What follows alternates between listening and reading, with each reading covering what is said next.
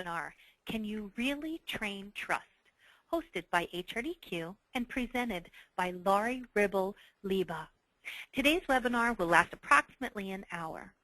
Before we begin, note that there is a question. It might be labeled a chat window. It's usually located in the top right-hand corner of your screen. You can use that window throughout the presentation to submit any questions you have, and then we'll either answer those questions as they come in through chatting back with you, or during the Q&A at the end of the session. If we don't get to everyone's questions, we will email answers out so that everyone, their question is answered. My name is Sarah Montgomery, and I will moderate today's webinar. I am in business development for HRDQ, a publisher of research-based training solutions that improve the performance of individuals, teams, and organizations. Today's presenter is Laurie Ribble Libove. She is a specialist in strategic human resource management and organizational development. Laurie earned an MS from the School of Management and Labor Relations at Rutgers University and a BS in economics from the Wharton School of Business at the University of Pennsylvania. Prior to joining Napa Valley College in 2009, Laurie was a visiting lecturer at the Haas School of Business, University of California, Berkeley, and an instructor in the MBA program at Dominican University of California. Her publication credits include training tools on change management, visionary leadership, team trust, and listening. Welcome, and thank you for joining us today, Laurie. Thanks for that kind introduction, Sarah, and thank you to everyone who has taken time out of their workday to join us for this webinar. I'm really excited to be here talking about trust, but I'm especially excited to be doing so with HRDQ because I know how smart their customers are, and it's always fun to engage with this vibrant community of learning professionals. The challenge that inspired today's webinar is, can you really train trust? And believe it or not, that's the same question that my co-author and I asked ourselves when we set out to develop a training tool on trust almost 15 years ago now. What we determined then is that, yes, it is definitely possible to train trust at the interpersonal level. It may not be fast or easy, but it is possible. We also found that efforts to increase trust at the interpersonal level had a much better chance of success if they were supported by concurrent efforts to increase the level of trust at the organizational level. So as learning professionals, we need to build our capability to work on trust from both bottom up and the top down. And our webinar today is designed to help us address this challenge from both perspectives. So let's dive in and get to work. I'd like to start by anchoring today's discussion in our own personal experiences with trust in the workplace. What I want you to do is think about a time, past or present, when you were working in a high-trust environment. And as you think about that experience and reflect on it, I want you to specifically focus on how it felt and how it affected your attitude. Next, I want you to think about the opposite situation, working in a low-trust environment. How did that experience feel, and how did it affect your attitude? I'm guessing that for most of these two experiences were dramatically different, and that your responses to my questions are also quite different. I'm also guessing that if you could choose between these two situations, you would have a very distinct preference for one workplace over the other. But just to be safe and check my assumptions, let's do a quick poll. Now, there may be a very brief delay before the poll appears on your screen, so please be patient and we'll get there. Okay, I think it's there now. Yeah.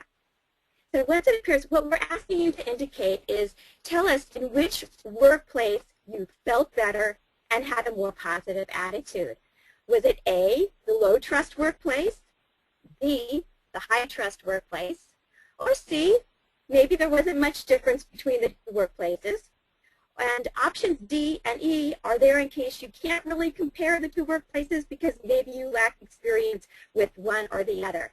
So go ahead and indicate your response if you haven't already done so. Okay, I think we have a lot of participation on this. People are very excited about responding here, and I think we're about ready to think we can close out the poll at this point, Sarah. That would be great. Thank you. And we'll reveal the answers to the audience. So 89% of us preferred the high trust workplace. We felt better there, and we had a more positive attitude. Clearly, there's no surprise by that outcome. It is the outcome, a response I typically get when I conduct this poll. But the good news is it also agrees with the broader research findings, which is nice. So let's move on to the next poll. And now that we've ascertained how the level of trust affects our attitude and emotions in the workplace, it's also important to think about how the level of trust affects our productivity. Now, some of you may be thinking, oh, Laurie, come on, this is so obvious. Of course people are going to be more productive in a high-trust environment. But in fact, there are some leaders in organizations who believe that there is an inverse relationship between trust and productivity. So in the interest of balanced inquiry, let's just check their perspective against our own experience. So go ahead and respond and let us know in which workplace were you more productive. And we can see the results coming in. We still have some people voting. And I think that we're going to have another no surprise response here. Okay, we'll be closing that out, Sarah. I think we have a good response there.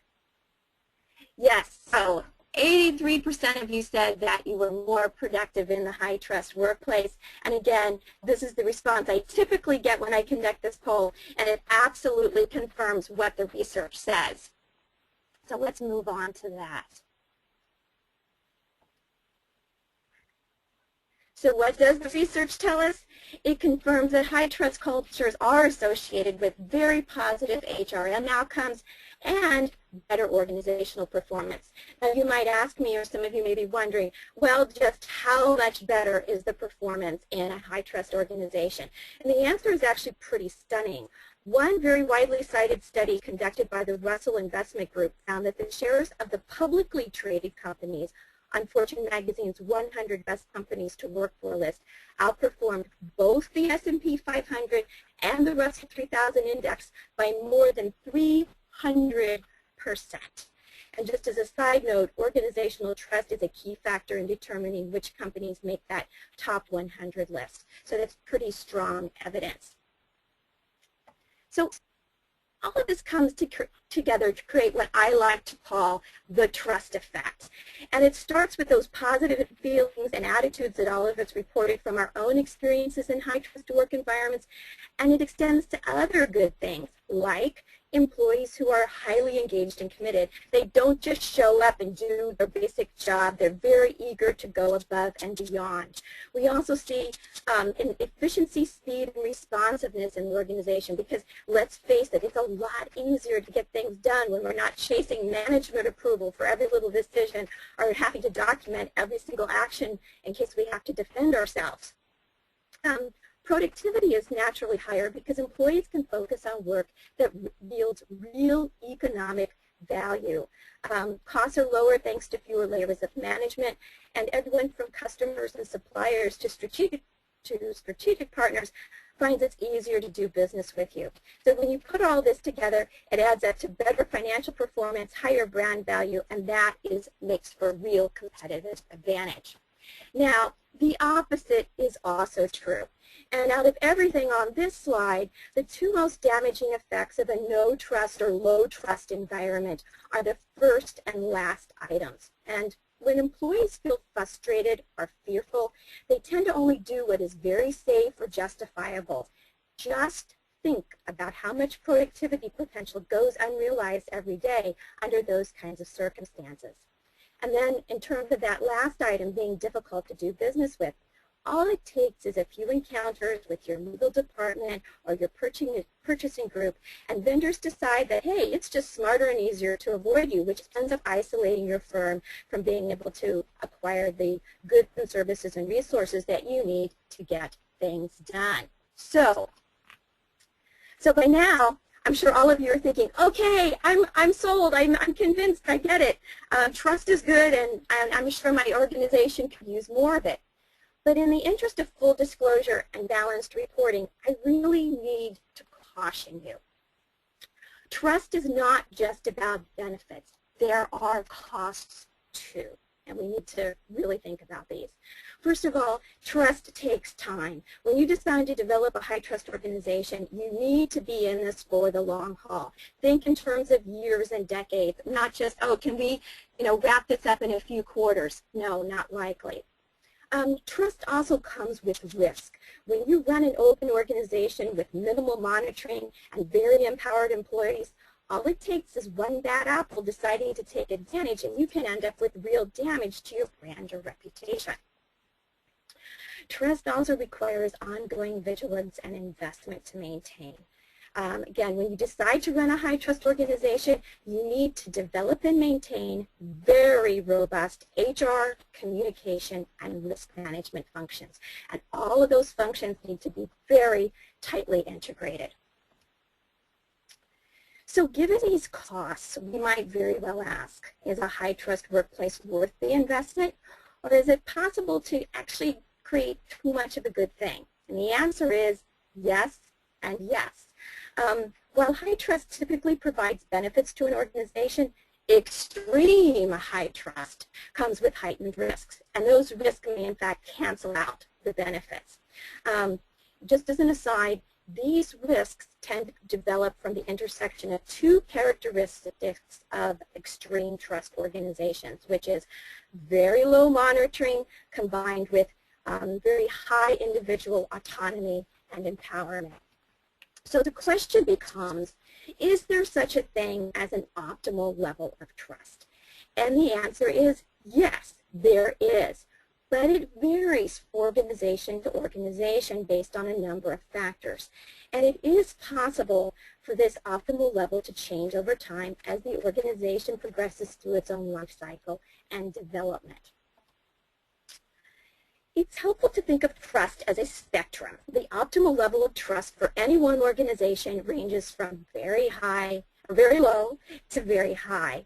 And the target level of trust is the one that perfectly balances the costs and the benefits of trust for that organization's unique set of conditions at a particular point in time.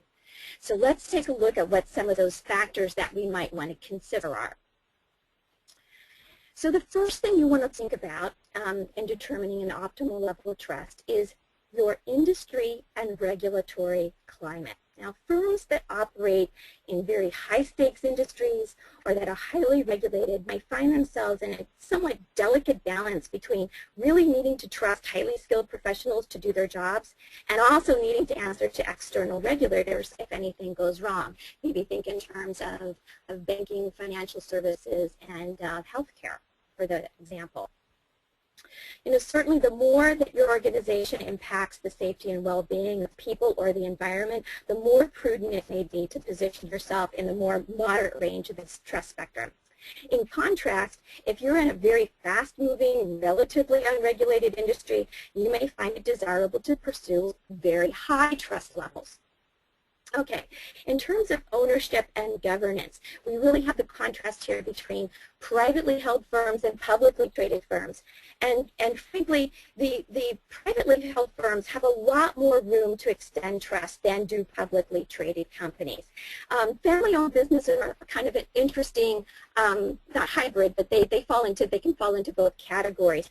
And typically, family-owned businesses use their intrinsically high levels of trust as a competitive advantage, especially in their startup phase. So they're a special example of ownership and governance. Now, when we speak of scope of operations, we're talking about your number of employees, your number of locations, how many countries do you operate in, how many cultures do you cross. And typically, the more vast and dispersed your operations are, the more difficult it may be to extend trust. And of course, the irony here is that the more vast and dispersed your operations are, the more important trust will be to making it possible to conduct your business. So again, it's a balancing act there. I do want to point out another aside. Trust is highly influenced by culture. And we could actually devote an entire webinar to talking about the cross-cultural implications of trust, but that's really beyond our scope for today. If any of you are interested in that topic, I can certainly share resources and citations with you after the webinar. Okay, another factor to consider is your staffing and resource model. So think about, do you operate on a virtual or a physical model? It's much easier to extend trust when your employees are co-located in a single facility or a limited number of locations within a single country. It's more difficult to develop trust when your human resources are spread around the globe with very limited opportunity to interact face-to-face. But trust is also all the more essential in this kind of staffing model. So again, it's a balancing act. Finally, think about your sources of strategic advantage. If you thrive on being first to market or bringing disruptive innovation to your industry, or maybe rapid product introductions, then you will most likely need to extend extreme trust to help enable those things to happen. But if you maintain your market position based on, let's say, precision manufacturing with zero defects, or you deliver a commodity service within a total quality environment, then you may be more constrained in how much trust you can actually extend. So if you take all of those factors into consideration, you should be able to identify an optimum point or range along the trust spectrum. And the whole goal of this target positioning is to strike a balance between costs and benefits of various trust levels based on your organization's unique situation. And keep in mind that this ideal balance can and probably will change over time. The right level of trust when you first start an organization may not be the right level decades later. So for illustration purposes, I've marked an optimum point on the spectrum for a mature hospitality firm that is publicly traded, operates on a multinational basis, and maintains its market position by providing consistent service quality at a value price. So when you take all of these factors into consideration, the best balancing of costs and benefits for this firm comes in near the upper side of moderate trust. Keep in mind that firms might have the same target level of trust, that is, they might fall at exactly the same place as far as their optimum point on the spectrum, but for very different reasons based on their mix of factors that we just discussed. So once you've determined the optimal level of trust for your organization, you need one more piece of information in order to develop a training plan, and that is to estimate the current level of trust within your organization. Now, there are, of course, many ways to estimate the current level of trust in your organization. Everything from conducting an organizational-wide climate survey to hosting internal focus groups. But the simplest and most often accurate approach is to exercise your professional judgment. I'm guessing that most of you already have an idea of your organization's current trust level, but just to get a sense of how the organizations represented here today break out, let's do another quick poll.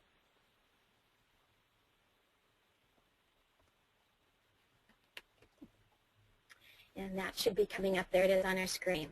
So what I'm asking is, which description best describes your organization right now, so where you currently are, not your optimum level. This is about your current level of trust in your organization.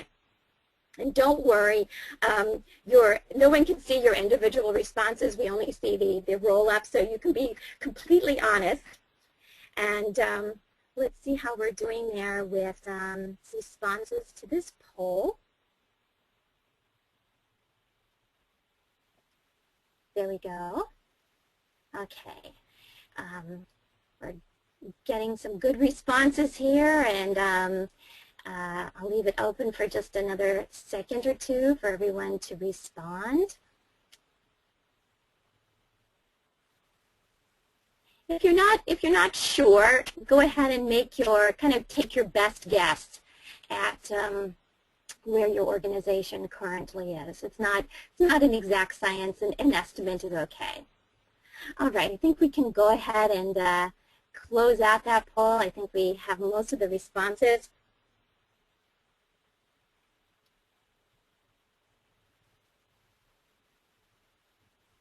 All right, so what we found out is that really most of the organizations that are represented by the attendees today are falling in that the low trust or the moderate trust. And it's good news that we have so few that are in the very low trust, and as I would very much expect, we also have very few that are up in that very high trust or even high trust zone. So this is pretty much in line with what I see when I conduct this poll in other situations. Okay.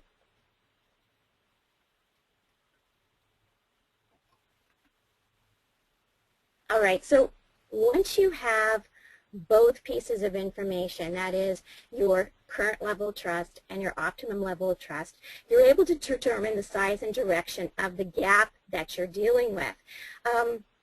Keep in mind that it is entirely possible for your current level of trust to be higher than your optimum level of trust. Now this may sound a little bit counterintuitive, but it is possible, and it most often occurs when an organization is kind of in a transition phase or a maturing phase, going from that kind of maybe a high growth startup to a more stable lower growth phase of their life cycle.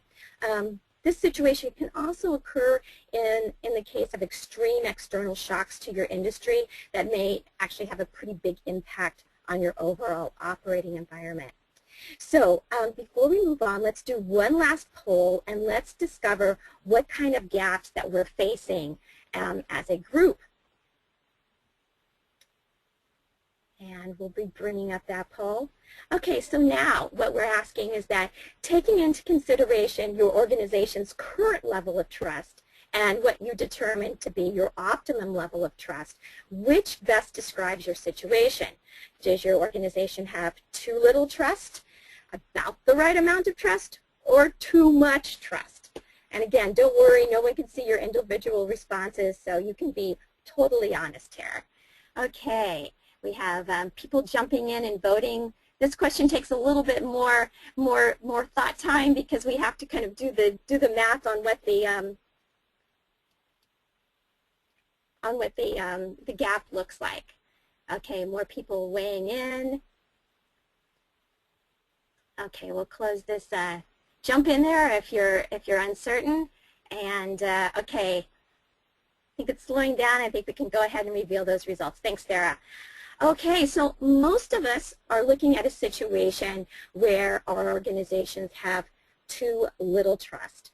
But whether you're, and frankly, we're in good shape here too, because we actually have almost a quarter of the group that is looking at the right amount of trust. So their challenge is going to be maintaining that balance that they have, and also ongoing monitoring of in the event that their optimum level changes due to some internal or external event. We have very few of us that have too much trust. So that's about what I would expect in terms of the breakout for this poll. So let's move on. Close that out. So whether your organization has too little trust, too much trust, or just the perfect amount of trust, achieving and maintaining your optimal level can in fact be done. And in this next section, we're going to explore some very specific strategies to help you do just that. Now, when we think about strategies for influencing these 4 types of trust that we have on the screen right now, 2 approaches turn out to be most practical, and that's working from the top down or from the bottom up. And when we're working from the top down, what we're doing is influencing the overall conditions related to trust at the organizational level. When we're working from the bottom up, we're influencing the factors that feed into an individual's decision whether or not to trust another person. So let's start by working from the top down first. And you know, all of us are practical enough to know that you can't make people trust one another, but you can create conditions that support the development and maintenance of trust. You can also create conditions that discourage or otherwise temper the development of trust. So those encouraging or discouraging conditions are created by adjusting how your organization expresses or communicates 4 key behaviors. And those 4 behaviors are openness, benevolence, risk-taking, and a lack of monitoring. Now, those of you who are familiar with Trust the Ultimate Test will actually recognize these behaviors as the 4 dimensions measured in that instrument. Now, these behaviors are the ones that you want to watch when you're trying to get a sense of the overall level of trust in a relationship or in an organization. And they're also the behaviors you want to be influencing, whether you need to upshift or downshift or maintain your overall climate of trust. So let's drill down and look at strategies for each of these. So the way that you communicate openness on an organizational level is to permit and enable the free flow of information. Information is power, and there's really no better way to empower your employees than to proactively share vital information with them and to allow them to share information with one another. In some organizations, this information sharing even extends beyond organizational boundaries, and it might even extend to employees' families by making sure that important announcements and news developments and updates are sent to their home. In terms of transparency and disclosure, here I don't just mean what is legally required, especially for external reporting, but I'm also referring to being open and transparent about organizational decisions and internal processes. You know, maintain a true open door policy. Host frequent public forums and off-staff meetings so that employees know that senior management is sharing that information on a very proactive basis. Use your information to solve problems and improve, not to place blame or to mete out punishment. Keep secrets and confidential information to a minimum. You know, a few ways to do this, or one of the best, is that if you have the leeway, you have an open compensation system that is extremely open with employees. Another way is that, you know, perhaps if you have significant employee ownership of your stock or your privately held firm that's owned by employees, is to have your financial books be open for employees. Finally, design your physical corporate facilities for social interaction across levels. Make this an egalitarian workplace. You know, make sure you have a common cafeteria. You don't separate out the cafeteria for regular employees from the one for executives. You know, equal parking, equal size offices, this sort of thing. There was an article that appeared May 1st of this year in the U.S. edition of the Wall Street Journal, and its headline was "The Science of Serendipity in the Workplace," and it was all based around trying to explain how the design of the workplace encourages social interaction amongst your employees. And they were focusing on this with regards to innovation and serendipity, but it also applies with social interaction that helps to build trust amongst your employees. So do understand that design factors in there. Okay, benevolence. The way you communicate benevolence on an organizational level is to demonstrate that you care for employees, their families, and the community. The number one thing you can do here is to provide really robust career development. I'm not talking just about the basics. I'm saying you need to help people build the skills that they can take elsewhere. You know, what better way to communicate that you really trust your employees and that you really care for them than to invest in their professional development in skills that are completely transportable. Also maintain a strong preference for internal promotion. That's a big piece of employee development. Pay people to manage people, not just to manage products and projects.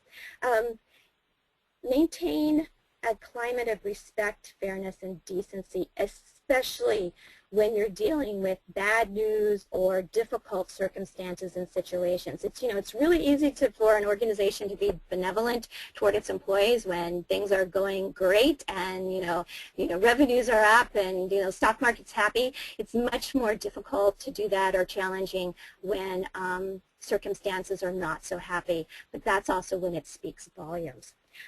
Finally, make sure that you're providing benefits that really go beyond the basics and that provide a really deep level of security and peace of mind and and also just the, the little perks that make life easier. All of that speaks to great benevolence towards your employees. All right. Risk-taking. So the way that you communicate risk-taking on an organizational level is to empower employees to make decisions, take action, and commit resources on behalf of the company based on the organization's values and goals. Don't make them ask permission to carry out their jobs. And really, to the best that you can, limit rules and policies and procedures to just what is absolutely essential. Another big important thing is place people in challenging stretch roles and then support them through what you know is going to be a little bit of a learning curve. Tolerate some of those honest failures that are going to happen in that learning curve phase. Another one that I like on here and is particularly effective is granting every employee some basic purchasing authority and signing limit. You know, it doesn't have to be huge, but you don't want to be in a situation where, let's say, a manager has their team working late trying to make a deadline and they'd like to order in pizza, only they know that they don't have the signing limit to, even pay for pizza that evening. So it's the sort of thing where you're extending an amount of trust by taking a risk that it won't be abused. So that's risk-taking. Monitoring. Now with monitoring, how and what you monitor communicates volumes to your employees about whether you trust them or not. Now if you want to communicate low trust, I have a perfect recipe for you. Okay, here we go. Obtrusively monitor every aspect of your employees' activities, institute daily detailed status reports, make them provide reams of documentation to back up every request, and make sure that you obsess about all the little infractions along the way, like our terrific example here. I just love this one. Yep. Let's be worried about the paper clips that are missing. So a little bit of fun. Okay, other aspects of monitoring that are important to look at. Limiting the number of surprise visits and inspections. And this is especially true and relates to organizations that have remote field locations. There's nothing that sets up more of a kind of a distrust or mistrust between headquarters and field operations than, kind of pop-up visits from headquarters. So keep that to a minimum as possible. Another strategy is to increase spans of control. This has the effect of making it a little more difficult for managers and leaders to monitor employees' every action. So with a broader span of control, they really can't get into the minutia. This is something that you probably want to do so that it's structural. You need to do this slowly and over time. And then for those of you who might be wanting to push into the very high trust range end of the spectrum, you can consider moving to self-managing teams, at least on a limited basis. This also speaks greatly to monitoring or the lack thereof. Okay, so those are the primary ways or strategies that we have available to us to influence trust from the top down. Now let's turn to strategies that we can use to influence trust from the bottom up. Working from this direction is all about influencing the decision to trust at the individual level. So let's start by first calibrating our understanding of what we even mean when we say interpersonal trust. Okay, so here we have an image of two people who clearly trust one another, either that or they're on one of those very scary extreme team building escapades, or they're just plumb crazy. But no, let's say that they really trust one another. And I've chosen this image specifically because it communicates the key elements in interpersonal trust. And that is a willingness to be vulnerable to another person and to take action based on their commitments without necessarily having complete certainty that they can or will deliver on those commitments, all the while believing that the other person basically intends good towards you. A lot of elements. sometimes it's easier to think in terms of what trust is not. And so we'll talk about that too. Trust is not blind trust. In fact, trust requires a very conscious decision. It can't just be reckless or naive or uninformed. Trust is not total confidence. It requires that we take some risk and we overcome some degree of uncertainty. Trust is also not just the fact that you can predict someone's behavior. We're talking about being able to predict that they'll act favorably and that they have our best interests at heart, or that at least they won't do us intentional harm. If we can predict that they will definitely do us harm, well, we're not going to trust them. Trust is also not just relying on compliance. It requires that we're counting on the other person to act out of intrinsic motives. It's kind of, we're relying on them exercising their free will without being monitored or compelled by any outside forces. Okay, so with an understanding of what trust is and what it is not, let's turn to the factors that people take into account when they're making a decision to trust another person. As learning and development professionals, these factors are the variables in our efforts to support trusting relationships in our organizations. Some of these we can control or influence, and others we just need to work with and acknowledge to the extent possible. First, tendency to trust. Each of us has an individual tendency to trust. This tends to be a fairly stable trait over time, but it can sometimes be affected by recent experiences, either that are really positive experiences related to trust or really negative experiences related to trust. It tends to be based on, at least in part, how much you stand to lose, what's your risk appetite. And so understanding that is one of the factors. Assessing the other person's abilities and intent. This is a big factor in the decision to trust. You're asking yourself, can they really follow through on their commitments? Do they have the necessary skills and expertise, or at least the aptitude? And have they followed through before? What do they stand to gain by helping you or hurting you? And what do they stand to lose by helping or hurting you? You might ask yourself, how have they behaved in the past toward me or others? How consistent are they? Do they typically behave with goodwill or with ill intent or self-interest? We also factor in how similar or different we are from other persons when we make the decision to trust. We also think about things like our relative power authority. Does this other person have significant power over me in terms of position, expertise, maybe personality, rewards, or maybe just the ability to do harm? And finally, organizational influences. Now, all of these factors that we see, the first four factors, could be a green light for trust. But if the decision to trust is being made in the context of a low trust organization, decision may not be positive or may not happen at all or may happen very slowly. And that's why we started our discussion about the strategies for influencing trust by working with the top-down strategies so that we have that contextual piece in place as we begin to work at the interpersonal level. So let's look at some of the strategies that we can use to support trust between peers. And the first is to identify and share each person's tendency to trust or not trust. Now, this really helps to set realistic expectations about the challenge that's ahead.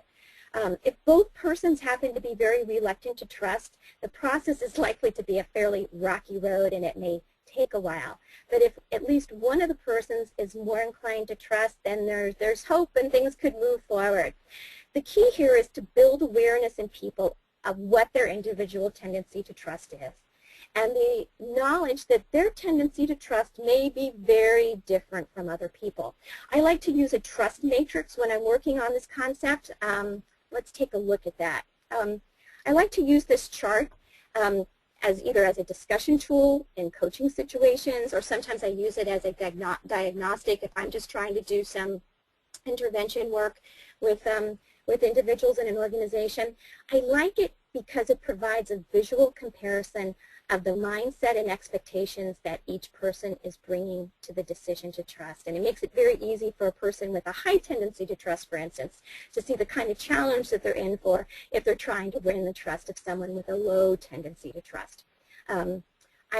I discussed these particular dynamics in great detail, or at least moderate detail, in my guest post on HRDQ's corporate blog. So if you're particularly interested in learning more about this, I would encourage you to visit insidehrdq.com and search for my post that was, I think it was published on September 4th, titled Getting Others to Trust You When They're the New Kid on the Block. Okay. So other strategies for supporting trust between peers include encouraging ways for them to discover unexpected similarities and commonalities. You know, people are far more likely to trust those who they perceive to be like them, preferably just like them.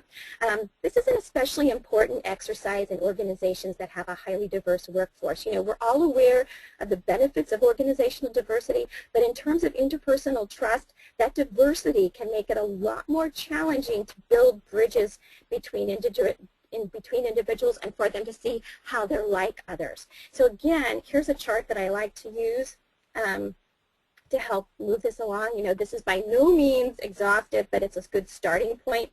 Similarities and differences tend to fall into two categories. They're either identity-based or belief-based. And yes, some of the belief-based items that I've listed here might be a bit sensitive to explore in a work environment, but to the extent that you have an organizational culture where you encourage or allow employees to bring their whole selves to work, then discovering these shared beliefs with coworkers can be a really powerful boost to trust. So at least consider that. Okay, still other strategy for supporting trust between peers. Educate everyone about everyone else's background, experience, and track record. You know, people are much more likely to trust when they believe somebody is actually competent to deliver on a promise or commitment. Also, leverage social recommendations and endorsements. You know, I'm a big believer in the power of corporate intranets and social enterprise applications, especially in large geographically dispersed companies. You know, your employees are already using these tools outside of work, so there's very little learning curve for them to use it within the organization. And, you know, keep in mind, I'm not advocating to say, you know, tell your employees to you know, friend one another on, you know, Facebook and use that as the platform. I mean a closed social application within your organization, kind of an internal Yelp, if you will.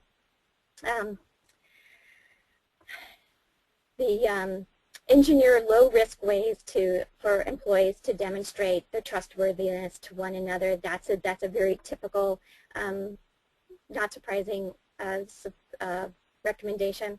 But the last one here, prescribe oxytocin. Okay, I said just kidding. In fact, I kind of threw that in so I could wake up everyone and get your attention. I figure by now the post-lunch fade is kicking in for all of us. But I'm kind of even somewhat serious here. You know, oxytocin is a neuropeptide that has been studied extensively for many reasons, but most recently it's been studied for its ability to increase our willingness to trust. You know, again, this is beyond the scope of our discussion today, but if you're interested in the neurobiology of trust, just go to Google Scholar and search on oxytocin and trust, and I think you'll find some very interesting things there. Okay. So I can see that we're starting to run just a little bit close on time, and I want to leave time for your questions. So we're going to fly through these last remaining slides, but I want to make sure that we discuss them. Developing trust between individuals with unequal power has some very special challenges, and mostly that's due to a heightened sense of risk and vulnerability experienced by the person who has lesser power, although sometimes the person with greater power can feel more vulnerable and feel like they're taking on risks. So let's take a look at a few ways that we can assist in this situation.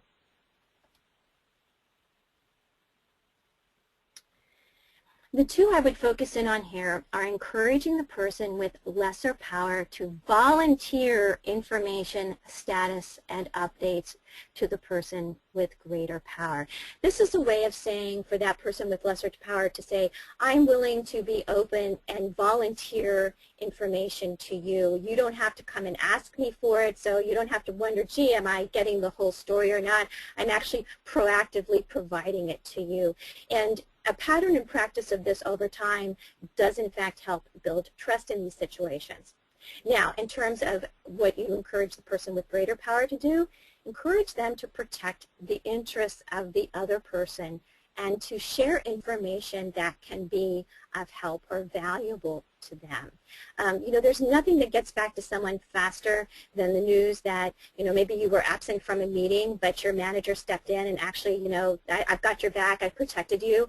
And that's a very powerful way to extend trust and build trust between individuals that maybe have unequal power. Okay, increasing trust within teams, and I'm sure this is something that all of us struggle with on a pretty regular basis. Now, the thing to remember with trust within teams is that teams are made up of you know, groups of one-on-one individual relationships, and so everything that we've discussed so far, also for building interpersonal trust, also relates to increasing trust within teams. Specific ideas. Most of us know it's important to provide venues for people to get to know one another as people, not just as team members. But the reason we all know it is that it really works. And the key here is let them get to know one another as people. That speaks to helping them discover those similarities and what they have in common, ways to build trust. Also make it clear why each person is important to the team and what they can contribute. This helps people know, hey, my team members are here for a good reason. They've been selected, they bring special skills and abilities, and I can trust their commitments because they actually know how to carry them out. Assign some low-task risks in the beginning so that each person has that ability to build their track record with team members and follow through. And finally, reward acts of benevolence and constructive risk-taking on behalf of the team. Now, when you have a team member who, literally had to take one for the team, make sure that everyone's aware of what they did, that they really extended themselves on behalf of the team. And if you can't necessarily reward it, at least recognize it and praise it. All right. Trust between teams. You know, this is getting toward almost at the organizational level, and this is where many of us see things like in low trust organizations, we see very strong, impermeable silos between various functions and teams, and we can become frustrated with trying to make a difference or influence trust in those circumstances. And here, the importance is really giving people, amping up the amount of communication, so the frequency and amount of communication between the teams. If you need to make sure that there's a facilitator to make that happen, or a project manager or team managers, do that. And to the extent that you can, opportunities for face-to-face interaction. You know, it doesn't always have to be in person, but group video conferencing, there's a lot of very inexpensive options there these days, and just seeing people's faces makes a big difference in terms of bridging gaps and silos between teams. Also emphasize how and why each team relies on the other. You know, this is the basis for reciprocity, and to the extent that we're all in this together, it gives people the impetus they need to get over that initial reluctance to trust. And finally, work with your rewards and recognition systems to make sure that you're encouraging cooperation and not competition between teams. So, some recommendations there. So, that pretty much wraps up my part of the presentation. I wanted to close out with this, one of my favorite quotes. I love the author, Lemony Snicket, and I think this is just a wonderful quote that sums up a lot about trust. And so what I'd like to do is close out by encouraging you and your organizations to kind of take the risk of getting covered in a little bit of sap so that you have a chance at getting that view from the top of the tree. And thank you. Thanks for being here today. And I think I'll turn it over to Sarah now and let her field your questions. Wonderful. Thank you so much, Laurie, and thanks everyone on the line here. Go ahead and send in any questions that you may have. We do have a few minutes here to answer those. So while we're waiting for a few of those questions to come in, I do want to just cover the product that Laurie has been referring to today, and that is the Trust the Ultimate Test. It's an assessment, and for joining us today, you do get the facilitator set. It's only $39 on sale. You'll get complete workshop training instructions, a sample assessment, classroom PowerPoint presentation, and then comprehensive background information on how the material was designed. You do want to use that coupon code, Webinar Trust, before September 30th, and that's at HRDQstore.com. Okay. Okay, so it looks like we have some questions coming in. So go ahead and keep sending those questions in, but we're going to go ahead and get started here, Laurie. Okay. So our first question is from Joni, and Joni asks, so I'm working with a manager and their direct report where then there's low trust, and it's definitely a factor between the employee and the manager. And so they're asking, what can I do without arousing, say, defensiveness or, possibly making things worse? Okay.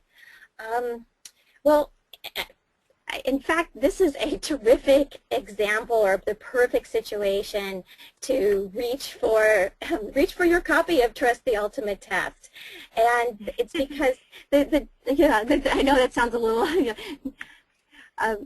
it's just, the reason my co-author and I developed the tool was to provide a way for individuals to have these kinds of conversations and to broach these subjects without arousing defensiveness. And actually, in the situation that you just described between a manager and a direct report, I would recommend one of three ways to use this. And one might be where you have each individual work through the self-assessment on their own with absolutely no expectation that they would be sharing the results either with their manager or with the direct report. So basically an awareness building, kind of an expectation setting, and there's no way that can arouse defensiveness other than saying, hey, let's acknowledge that this relationship has some trust issues, and here's a tool that might help you start grappling with that. Second way to use the tool in that situation would be to have the individuals go ahead and take the self-assessment, but have them do it with the expectation that they will be having a sit-down conversation to share the results with one another and do a debrief. And that would be, I would recommend that if maybe the relationship was at the, kind of the low moderate end of trust, not the low end of trust. And then finally, if you're dealing with something where it's an extremely troubled low trust relationship, as an OD professional, or if you're intervening as an HR professional or business partner, there's lots of resources within that product to help you diagnose the situation, find ways to influence the situation indirectly, and to just kind of be a coaching tool for you. So not even needing to have them take the actual assessment, but having a lot of the resources within the product available for you. So Joni, I hope that answered your question. Great, thank you. Our next question here comes from Jack. And Jack asks, for people that seem really stuck at the lowest end of the trust spectrum, realistically, what can be done through either coaching or training to help them change? Okay. Well, I'm sure that as learning professionals and OD coachers, we've all experienced or had to confront this kind of challenge. Realistically, you can't make somebody suddenly begin to trust, and you're not going to, basically it's not going to be a light bulb moment for them. It's going to be a process over time. So realistically, I think what you can do is really start with that individual tendency to trust concept. Make them aware of their own tendency to trust. Sometimes that alone kind of helps to jumpstart the process, and making them aware that they're very different from most other people who have probably a more moderate tendency to trust or going in position. And sometimes just kind of drawing that contrast, you could go back and use the trust matrix slide that I had up earlier in the webinar, and use that as a discussion starter with them. Have them think, hey, based on everyone else I'm interacting with in my organization or in my team, where might they fall on this tendency to trust, and why might they be, pretty frustrated with me because I have such a low tendency to trust, and maybe it will help them to reset expectations. So really, I think building awareness of tendency to trust and how it differs from others is the best place to start, and that's a realistic accomplishable goal. Okay. Great, thank you. Thank you. And okay, so we do have a couple more minutes here, so I think we can squeeze in a few more questions. We do have questions still coming in, so okay. Go ahead and send in all of your questions to everyone out there. Don't hold back on those questions. We will get all of the questions out with Laurie's actually written answers in them. Those will get emailed out to everyone next week as well, so if we don't have time to get to everyone, which I can see already we won't, go ahead and still send those in, and we'll get those out by email. But let's take one or two more here, Laurie. And this one here comes from Harry. And Harry, his company works with a lot of outsourced staff. So, not everyone, either full-time or part-time, and then vendors and resources that are also outsourced. And his question is, how do you some tips or things like that in working either with those kind of various groups to trust each other, especially because they don't spend a lot of time together and they're in some of that sort of virtual environment. Right. Okay. And this is also, I'm guessing, a very common challenge for many of us in our organizations. And we'd like to be able to say that the easy answer is to let these people have more face-to-face interaction with one another. That may not be possible. And so this is a great example of using group video conferencing to provide these people with at least visual confirmation that there's a real person out there. A lot of this is about building the sense that these are other real people. They're real human beings. They're not just coworkers in some distant location. Another thing that I've seen that has been very successful for some of my clients is instituting a kind of a rotational program where people who are outsourced staff members, maybe at an offshore location or at a contracting firm, rotate on site to whatever the main location is and become native in the team that they're usually interacting with. And yes, this can be somewhat expensive, but it's an expense that really seems to pay off over time. Because what happens is not only does that individual build more trusting relationships, but then they go back to their primary location, and then they're able to advocate for everyone else at the other location and say, you know what, I work directly with them. I know that individual. I know them as a person, and I can vouch for them. And so you have the kind of social referral and endorsement process going on that can be so valuable. So that would be one of the things that I recommend. Great. Thank you so much, Laurie, and that's all the time we have today. We'll wrap up here, but go ahead and we'll stay on the line for a few more minutes. You can finish typing in those questions, and we'll get those written out to you by email. We really appreciate your time, Laurie. We appreciate everyone's time on the phone today, and we hope you found today's webinar informative.